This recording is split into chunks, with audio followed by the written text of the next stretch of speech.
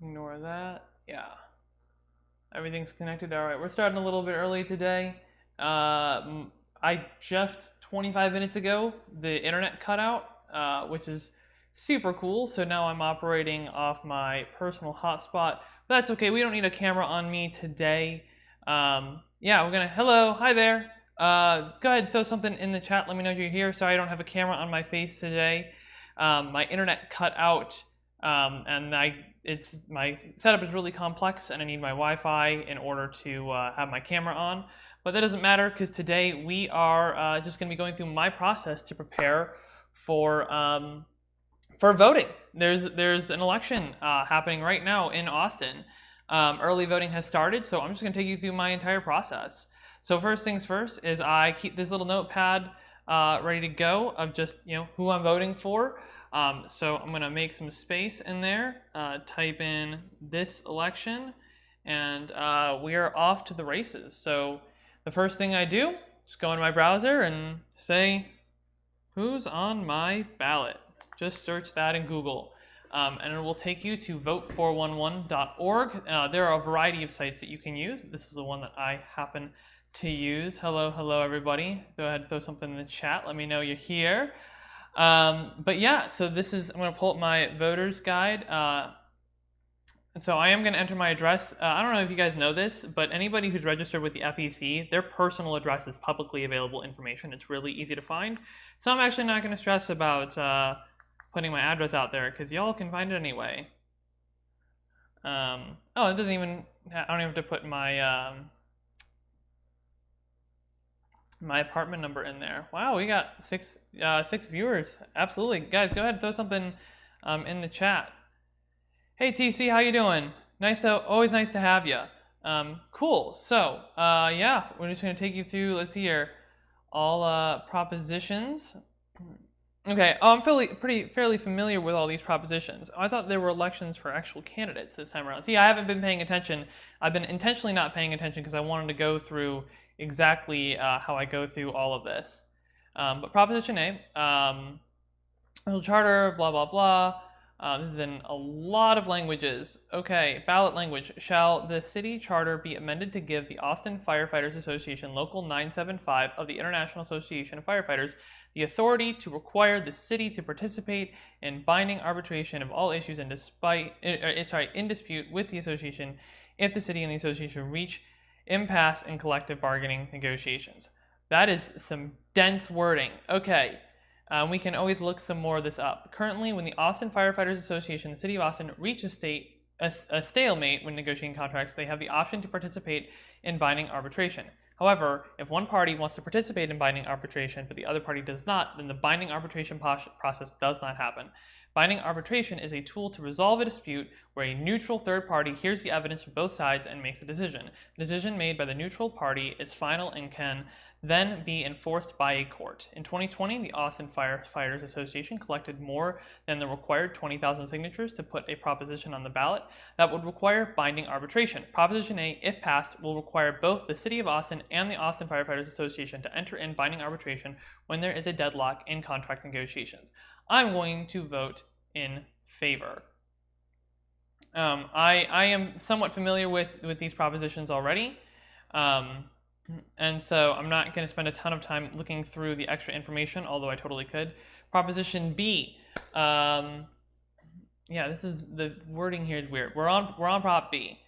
So Prop B, this is create a criminal offense and penalty for sitting or lying down on a public sidewalk or sleeping outdoors near a downtown area around University of Texas.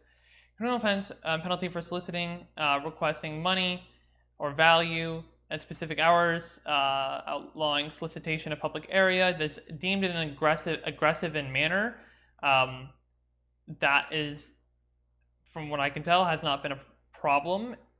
Create a criminal offense and penalty for camping in any public area designated by the Parks and Recreation Department. So basically what this is outlawing homelessness. It is just criminalizing homelessness. I'm against this, so I'm going to click against. All right, Prop C. Shall the city charter be amended to allow for a director of police oversight to be appointed or removed in a manner established by city council ordinance with duties that include the responsibility to ensure transparency and accountability as it relates to policing? Now that I read that language, I'm a little bit more iffy on it, because accountability. Oh, director of police oversight. Okay. So the question is, would this director be within the police department or outside of the police department? Is an administrative department that reports to the city manager. Kronk. Ugh. The mission of the office is to provide impartial oversight of the Austin Police Department practices and policies. Director of the department is appointed by the city manager. That doesn't work with Kronk, because Kronk is on the side of the police who have been, killing our friends in the city. Proposition C, if passed, would allow the city council to change how the director of police oversight is appointed or removed. Oh, okay. This proposition doesn't make a specific path for the appointment of director, but instead gives flexibility in the city charter for the city council to offer different ways of managing the office. Oh, okay. So currently it exists. They are appointed by the city manager, which I do not like. This would allow the city council to change that. And also, seeing that we're probably about to get rid of the city manager, as you'll see coming up in another proposition, yes, I'm in favor of this. Okay, Prop D. Austin for progressive reform collected more than the required. So there are a couple things. So there are a variety of propositions going on here. So let's see here. This separate one. Currently, the mayor is elected every 4 years, and the same election is governed. Proposition D, if passed, would move the election of the mayor to the same election year as the president.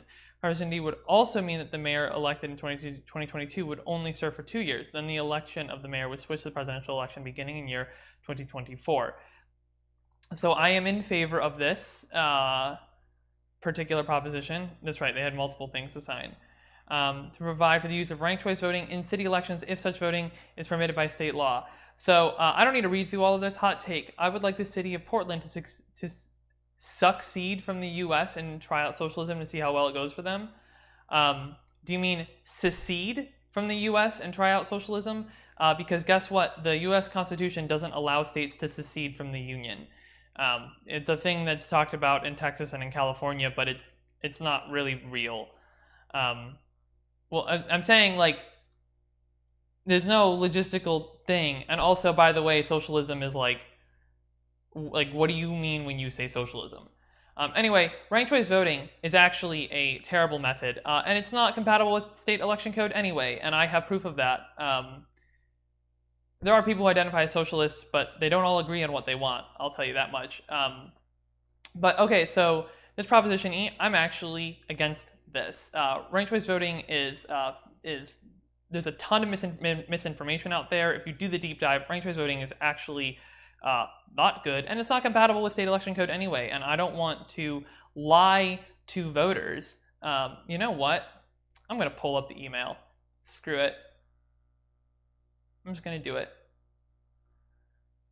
Okay. Let's switch to something else. Oh yeah, I got new medication today. For the first time in many years. Okay, let's look it up. Progressive reform. Did I spell progressive right? Blah, blah, blah, blah, blah. Prop E. Blah, blah, blah.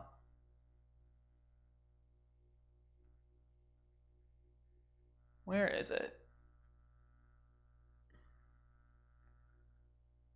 Okay, thank you for your email. It's always great to connect with people to make our democracy work better.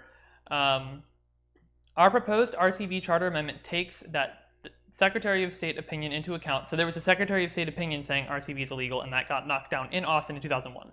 The amendment provides that Austin will adopt ranked choice voting provided it is not in conflict with state law. So we don't anticipate any legal challenges, nor do we expect any would succeed. The full text of the amendment is available here, and it says there it's only if it works with state law. We did look at approval voting, but what drew us to RCV was, among other things, the fact that it's been adopted and used successfully in elections across the country, which is a false statement, by the way. The success rate of RCV is only about 50%. The track record should give Austinites comfort that we'll be adopting something that has been tested and shown to yield improvements in election outcomes. It has not. Support of the winner, cost preparation, blah, blah, blah. Like, all of that is just false. With approval voting, we didn't have that same body research supporting such outcomes in municipal elections. We've seen how it performs in St. Louis. It has performed fantastically well in St. Louis and in Fargo. So they know full well that it's not going to. They know full well that it's not going to work for them. That it's not legal, and yet they're pushing for it anyway. So they've been on this particular thing, Prop E specifically. They've been lying to the people who have been signing it, which I think is wrong. Lying to voters and citizens is not okay to get a proposition passed that won't do anything. All right, Prop F.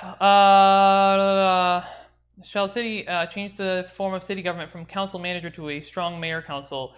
Yes. So this I am in favor of, which will eliminate the position of professional city manager and designate an elected mayor as the chief administrative and executive officer of the city with veto power, blah, blah, blah, blah, blah. This I am in favor of. As cities grow larger, moving from mayor-manager model to just mayor is pretty typical. So it is just time for Austin to do that.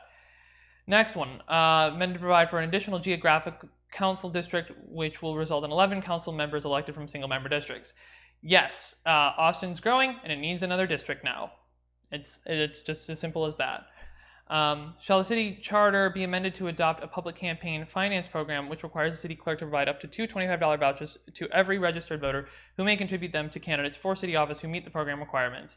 Yes, I'm super in favor of this. Democracy dollars is fantastic. It is not the solution to the money in politics problem, but it is a positive thing. So I am for all the propositions except for B and E. I was going to put all that here. I want to make sure that there's nothing else. If it's just propositions, it doesn't sound right.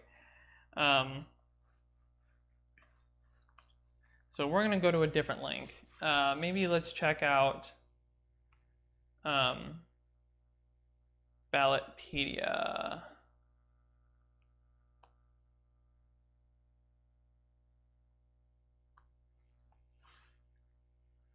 $1105. Oh, you guys weren't supposed to see that email address.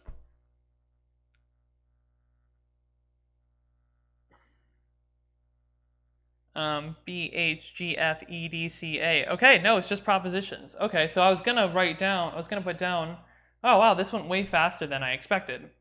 So I was gonna put down all the different candidates. I thought that there was like a city council or something. They do those in July.